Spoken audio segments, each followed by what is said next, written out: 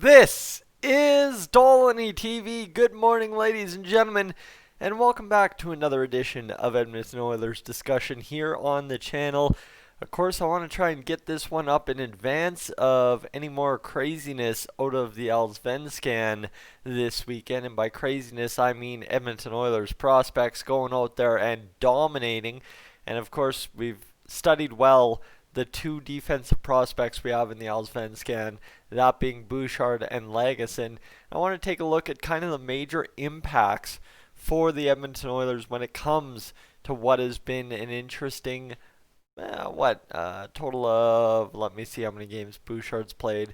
About, an interesting 18-20 games in the Allsvenskan so far this season for the Edmonton Oilers, right? You think about Raphael Lavoie in there as well, but realistically, the big time ticket player we are paying attention to is Evan Bouchard and what he does, because Evan Bouchard in the Allsvenskan taking it by storm, 14 points in 18 games played. You saw that gorgeous goal last weekend, and now all of a sudden, you know what, he's got 5 goals, 9 assists in a total of 18 games played.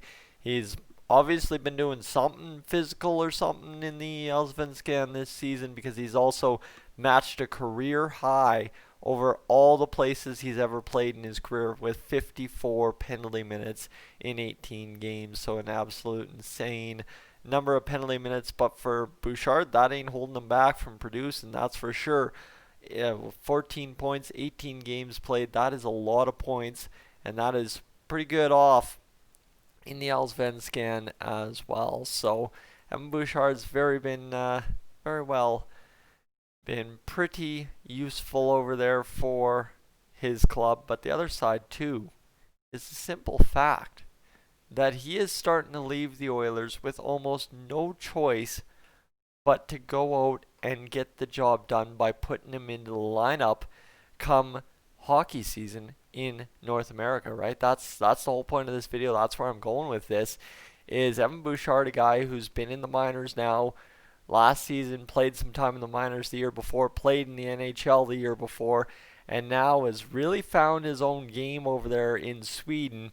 And to see him kind of step up in a pro league like that, right? We're not talking half a point per game. We're talking pretty much 0.75 points per game for Evan Bouchard in the Allsvenskan so far. So you see what kind of the dynamic change is. The offense is there.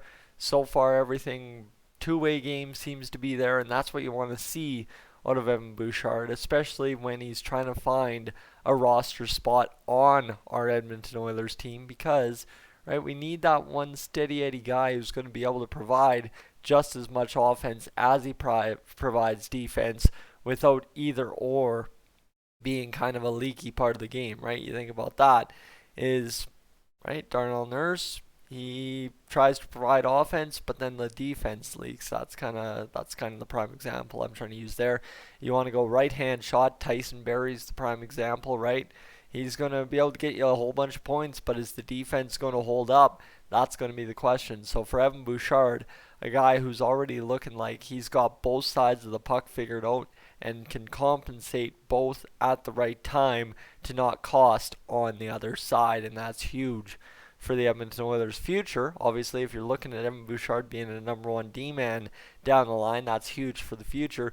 But right now, it's huge as well to kind of give the Oilers a look they haven't had in a while and really make some hard decisions forced to be made, because end of the day, the Oilers' defense is pretty well figured out already. It's not too hard to figure out the Oilers' defense and how it all works out for Evan Bouchard, as he will not likely see ice time this year in the NHL, but this kind of situation he's brewing up in Sweden is more and more likely forcing him to see NHL time this upcoming season. And I mean, it comes down to kind of those bigger, broader questions we've been asking ourselves, right?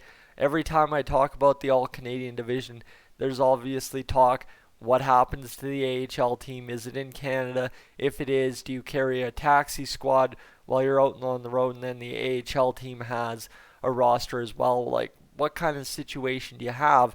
And you look at the new kind of look at how the schedule may work closer to an MLB schedule where you're playing 3-game series against other teams. That definitely needs a taxi squad, right? If you're over there in Toronto and you play 3 games in 4 nights, you need fresh bodies in the lineup that don't have to travel, that don't need to really sit there and figure out how to get to the rink in 12 hours.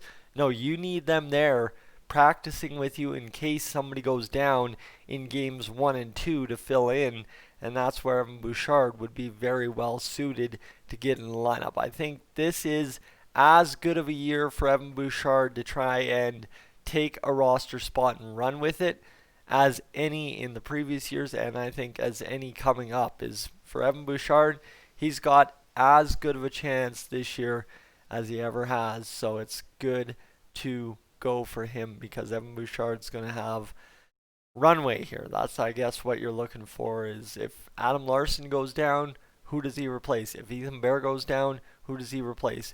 If, heaven forbid, you've got Tyson Barrie going down, yeah, he replaces Tyson Barrie. So you've got a lot that you need to do to kind of get Evan Bouchard in the lineup to begin with. That would be kind of the toughest part, is finding him that roster spot right off the hop. And that's where I think the taxi squad thing is going to become a very big useful part of this, because you don't want Evan Bouchard necessarily playing 1 game out of every 3, right? That's not the development curve we want for Evan Bouchard. That's not how we need that to work. We need him playing as many games at the NHL level as possible. So if he's on a taxi squad, you could also maybe set up the AHL season and the NHL season similar to each other, in that you then have the taxi squad team in the same city as the NHL team, right? So you could have the Condors playing the Marlies in Toronto the same set of 5 days that the Oilers are playing the Leafs, and then you can really just call things up. But that's a lot of exposure for a lot of guys, and I really don't know how you're going to work that all out, but it's going to be really interesting to see if it works.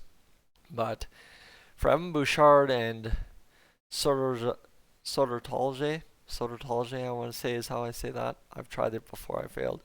But Sodertalje SK, it's been a perfect marriage so far. It's been perfect for them to work, and Evan Bouchard to get the ice time he needs, Evan Bouchard to get the points he needs to grab the headlines, and Evan Bouchard to start asking the bigger questions for the Oilers roster. And realistically, right, is at what point do you just have to give him a roster spot and say run with it if this continues? And of course what he's done last season, really blossoming in his game at the AHL, and now finding himself blossoming over there in Sweden. What do? That becomes the question, right? Is you almost have to. And at some point with all these defensive prospects, the Oilers are going to have to just give them a chance and see if they can run with it. Problem is, and I mean, I have not mentioned this problem, Evan Bouchard's a total of 21 years old. He just turned 21 back on October 20th. That's not that old for a defensive prospect, and you could very well see Evan Bouchard see absolutely no ice time in the NHL this season, just because Ken Holland doesn't want to rush what looks to be a stud prospect at 21 years old. And I mean, that's completely fair as well, but right, is now all of a sudden we've done right by the prospect for a couple of years now. We're doing right by him now by having him play over in Sweden.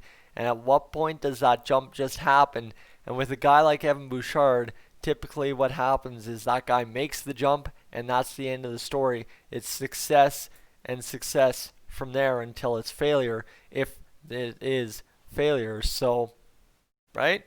You get where I'm going. Is it looks good, it makes sense, but is it going to happen? Who knows?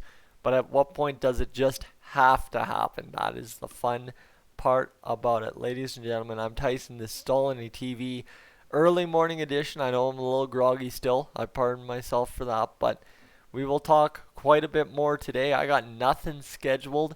I think I'm going to go get myself a coffee from the cafe here in town, and that will be it. That will be all when it comes down to my day. Of course, you know, you got to get your coffee in the morning, right? That's Come on, what kind of broadcaster would I be if I didn't? Ladies and gentlemen, Evan Bouchard. What do you do with him? It looks good. Does he make the jump? That's the question.